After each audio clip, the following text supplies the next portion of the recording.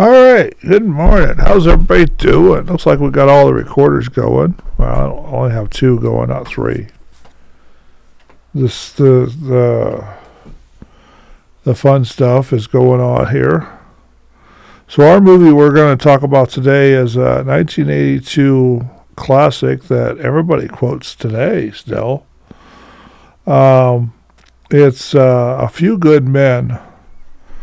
Now, this one starts off with two Marines in Cuba, the naval base in Cuba, locked up in the brig because they did a code red on a fellow Marine, and he died from it. So the two lawyers, it was Tom Cruise, Jack Nicholson, and Demi Moore. Demi Moore and Tom Cruise were the lawyers in this one, and these two privates, two JAG lawyers, were trying to get the two Marines off because, you know, if you're following orders, you shouldn't go to jail or the brig, or whatever you want to call it, for following orders by your superior officer. So they find out what happened and all the other stuff. They go around. Demi Moore goes over his head to the family to become the lead attorney on the case, but it's got girl politics in it. They were even pushing it then. But it's still a good movie. It's probably the highest rated movie still. If you go through everybody quoting the stupid thing. So they get the base commander, the general, the guy that did all the ordering around the place, and you get him on the stands in the court martial. And after they figure out what's going on towards the end of the movie, they get him. Then they talk about to get him after the all day long, and the JAG lawyers are risking time in prison themselves to get this one, to get this General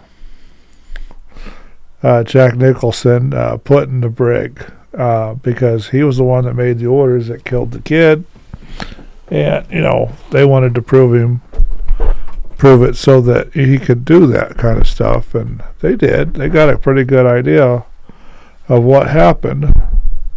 So they cross-examined him on the stand, and they pissed him off and kept pissing him off, and then after a while on the stand, they asked the right question, and he got all upset, and the whole courtroom got upset because they were asking the right questions. And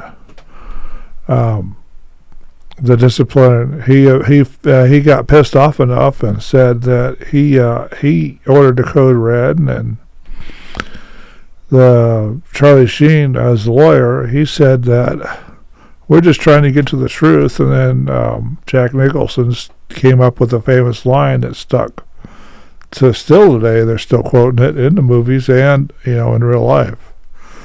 The truth, you can't handle the truth. Then he talks about how he's there to keep people free and keep the base under line and keep everybody from getting killed back in the States, and all the fun stuff that sanctimonious generals would do. Then he ends up telling the truth that he ordered the code red and all the other fun stuff. And the lawyers won.